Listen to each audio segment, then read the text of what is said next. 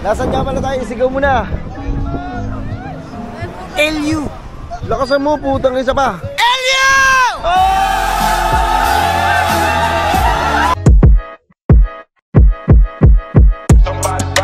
Burger sa akin. Labog ka! Yun, meron kami ngayon pupuntahan. Pupunta kami ng LU ng mga tropa. Ingat kami! Samahan nyo kami guys. Let's go! Blipa! Cash Chief!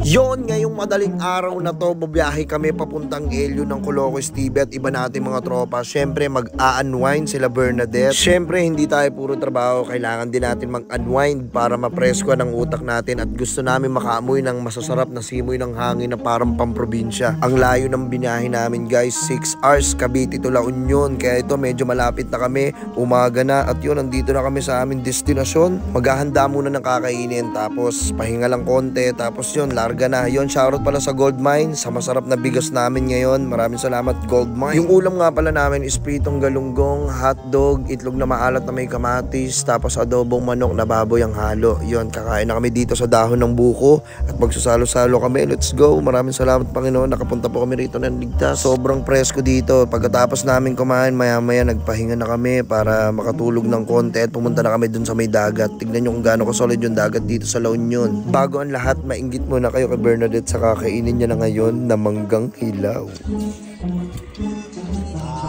Na. Sa pool. Ang lutong, parang mansanas. Sa mga idol sa basong sa mga ulit. Asin, na may sili. Agay. Combo.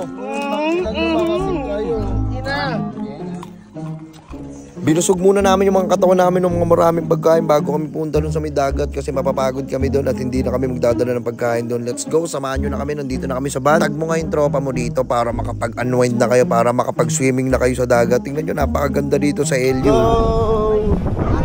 Let's go, nandito kami ngayon sa La Union. Samahan nyo kami mag-scuba diving kahit hindi.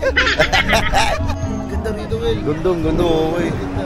Nasaan nga pala tayo? Isigaw mo na. LU. Lakasan mo, putang isa pa. LU!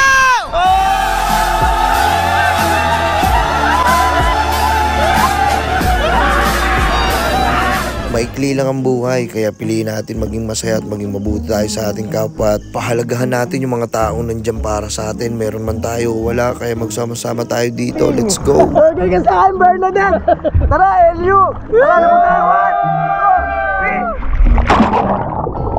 Sobrang inantay namin tong araw na to kasi napakatagal na namin hindi nakakapag-unwind ng Caloocan TV at ang tropa. Kaya halika at samahan mo kami dito maligo at kayo magtutropa kayo, maligo na din kayo. Alam nyo, alam ko yan matagal na kayo nagkakayayaan pero hindi matuloy-tuloy kasi merong hindi makakasama. May mga trabaho yung iba naman nag-aaral, yung iba busy sa mga kanilang mga haslin. Kaya kung naghahanap ka ng sign para matuloy na yung swimming nyo, baka ito na yun. Ito na yun, napapanood mo na to, kaya papanooran muna kita ng sand artist. Ito yung pinakamagaling na sand artist namin na miyembro ng Caloocan. Ito nga pala si Renz at papakitaan niya kanyang sand artist. Ayan, magguguhit siya ng 2 bilog at meron siyang idudugtong. Ala, ano yan? Tapos wag mo lalagyan ng guhit sa gitna.